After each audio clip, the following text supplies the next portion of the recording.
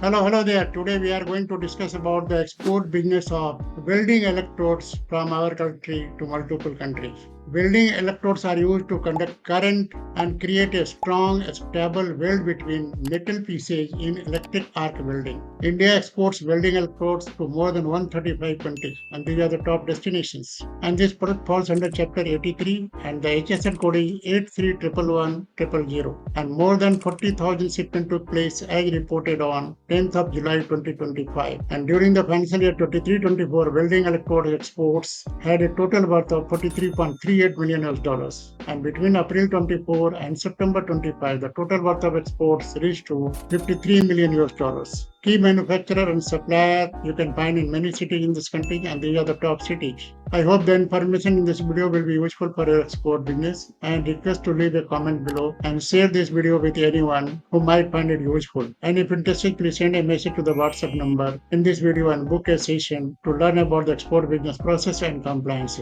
Thanks for watching this video. Wish you a very successful export business journey.